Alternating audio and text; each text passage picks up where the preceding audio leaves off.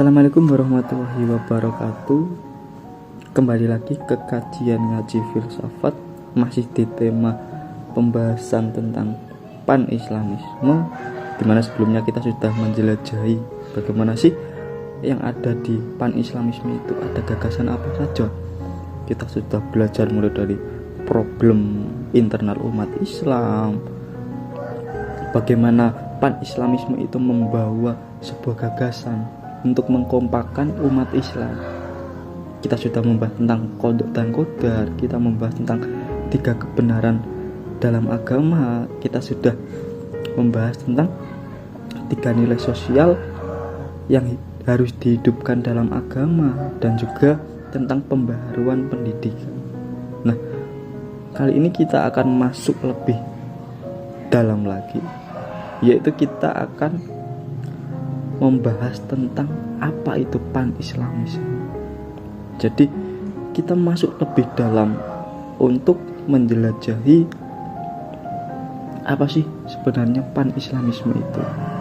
Jadi pan-islamisme ini adalah suatu paham yang bertujuan untuk mempersatukan seluruh umat Islam di seluruh dunia.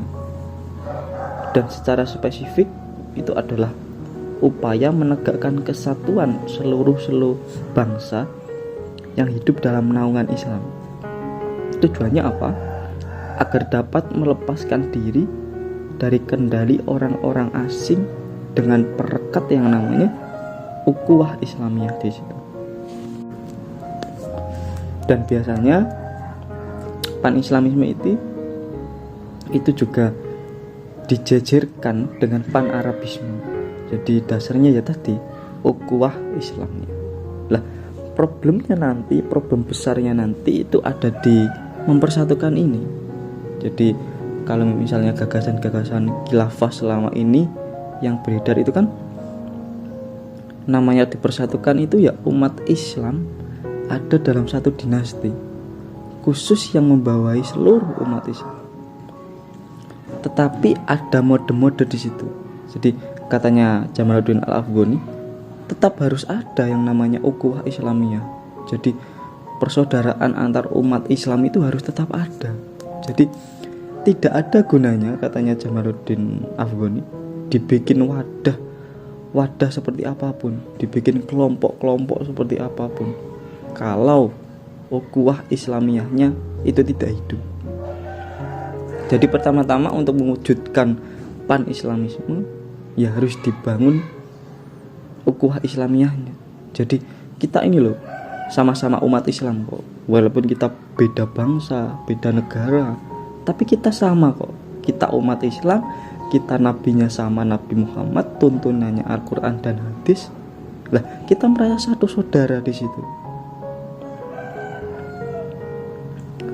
Akan tetapi problemnya ya tadi, membangun ukhuwah Islamiyah. Terkadang di zaman sekarang ya, orang lain itu pada saudaranya sendiri saja susah.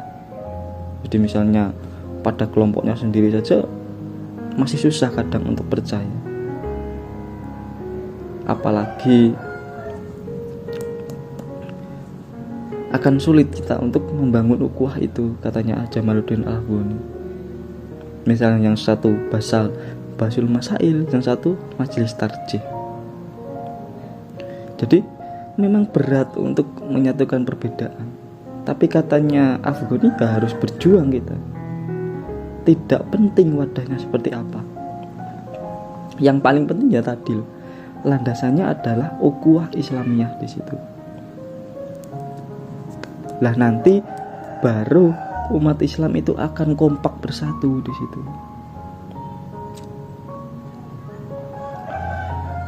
Sebagus apapun wadahnya kan, kalau tidak ada ukhuwah Islamiyahnya kan, yang terjadi apa? Ya konflik-konflik, perdebatan-perdebatan, tragedi-tragedi, seperti itu terus. Zaman dulu itu ada yang namanya dinasti Islam besar. Akhirnya apa? Ya akhirnya dinasti itu akan hancur. Di banyak bukti sejarah kan memang begitu. Dan faktor terbesarnya adalah faktor dari dalam. dari internal. Pelan-pelan ukhuwah Islamiyahnya itu akan hilang. Jadi di situ akan terjadi yang namanya pertempuran, dan nanti ada kepentingan-kepentingan yang menumpangi itu. Jadi katanya Afghani, umat Islam itu tidak kompak dalam sikapnya. Sebenarnya kita boleh saja ya berada dalam hal aliran atau kotak-kotak tadi, beda-beda kelompok. Akan tetapi apa? Yang terpenting di situ adalah bagaimana sikap kita menyikapi itu semua. Jangan dibayangkan kalau ukhuwah itu dipandang umat Islam harus ragam. Misalnya aliran Sunni dan Syiah harus melebur jadi satu. Ya bukan seperti itu pemahamannya. Akan tetapi bagaimana kita ini loh sebagai hamba, sebagai umat, kita menentukan sikap antar aliran-aliran itu. Itulah yang harus diperjuangkan, katanya Jamaluddin Al-Afghani.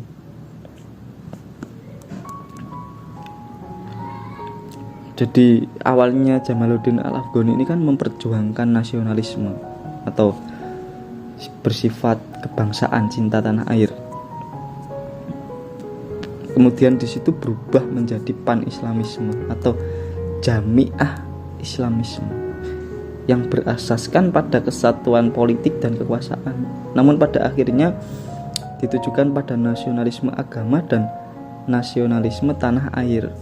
Awalnya Afghani ini juga menginginkan yang namanya kekhalifahan terpadu seperti pada zaman Turki Utsmani ataupun zaman Abbasiyah dan zaman Umayyah. Akan tetapi itu sulit untuk dipraktekkan. Terus dia berganti pemikiran bahwa yang dimaksud dengan kesatuan itu tadi itu adalah walaupun kita tidak satu negara, tidak satu bangsa, tidak satu wilayah, tetapi jiwa kita ini loh satu, orientasinya sama. Lah dari sinilah nanti Islam akan hadir sebagai Islam rahmatanil alamin. Jadi Islam rahmat bagi seluruh alam semesta.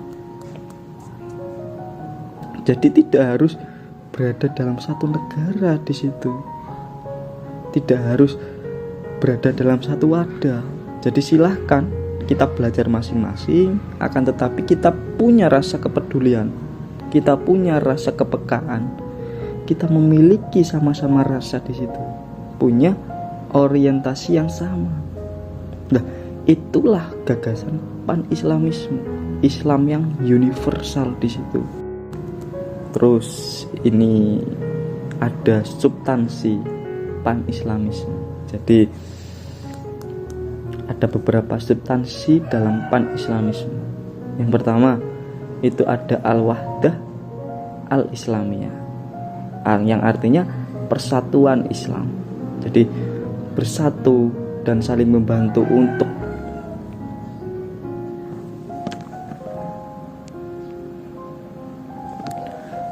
Jadi katanya Jamaluddin Al-Afghani, bersatu dan saling membantu untuk mengkokohkan kekuasaan Islam, termasuk sendi utama bagi agama yang dibawa oleh Nabi Muhammad SAW. Meyakini yang demikian merupakan prioritas dari akidah bagi umat Islam. Untuk ini tidak dibutuhkan kitab ataupun guru untuk memahaminya. Sesungguhnya para pemimpin Islam akan sesak nafasnya, berurai air matanya karena sedih dan duka menyaksikan terjadinya perpecahan pendapat dan saling berkelahi antara sesama muslim. Jika tidak karena kecurangan, penguasa yang amat rakus berebut kekuasaan, tentulah barat dan timur, utara dan selatan akan bersatu. Semua akan menyambut seruan bahwa umat Islam tidak membutuhkan apapun kecuali membangun pemikiran mereka agar mengetahui apa yang harus dibela di situ. Bersatu dalam melaksanakan pendapat tersebut, adanya ikatan yang dinamis dan terhindar dari gejolak-gejolak membahayakan agama. Dan ini adalah kata-kata luar biasa dari Jamaluddin Al-Afghani. Kita ini sering bertengkar dalam umat Islam sendiri. Itulah yang menyebabkan kita terpecah belah. di peradaban Islam, bahkan mungkin sampai hari ini. Nah, betapa mengerikannya kalau hal ini terus berlanjut. Jadi substansi pan-islamisme yang pertama adalah al-wahdah al-islamiyah. Jadi kita perlu memahami makna persatuan itu sendiri. Terus yang kedua, substansi pan-islamisme yaitu al-wahdah asyadah, di situ satu komando. Maksudnya di sini adalah kesatuan komando, kesatuan kekuasaan. Jadi katanya Jamaluddin Al-Afghani, pemahaman al-wahdah asyadah ini bukan harus ada dalam satu dinasti, akan tetapi orientasinya kita yang seragam. Kita mempunyai satu tujuan. Jadi katanya beliau itu, saya tidak bermaksud dengan ucapan saya ini bahwa penguasa untuk semuanya adalah satu orang. Hal ini mungkin sulit untuk dilaksanakan, tetapi yang saya harapkan adalah bahwa sultan ataupun penguasa umat ini adalah Al-Quran. Jadi orientasi kesatuan mereka adalah agama Islam. Setiap raja yang ada di wilayah kekuasaannya berusaha sungguh-sungguh menjaga kerajaan Islam yang lain dengan semampunya. Hal ini merupakan asas dalam beragama dengan kelanggengannya. Hal ini merupakan asas dalam agama. Ia akan menjadi keputusan di waktu darurat dan menjadi penentu kebutuhan masa kini. Lah, inilah yang namanya kesepakatan. Jadi dalam wilayah apapun kita butuh yang namanya kesepakatan, kerjasama di situ, bukan saling menilai satu sama lain. Nah, itulah pan-islamisme. Boleh kok misalnya banyak negara A, negara B, negara C dan lain sebagainya, tapi orientasinya sama, yaitu Al-Quran dan hadis. Kita mengelola negara dengan baik, dan jika punya kuasa, kita bisa saling membantu saudara kita. Nah, itulah yang dibawa oleh Jamaluddin Afghani tentang pan-islamisme di situ.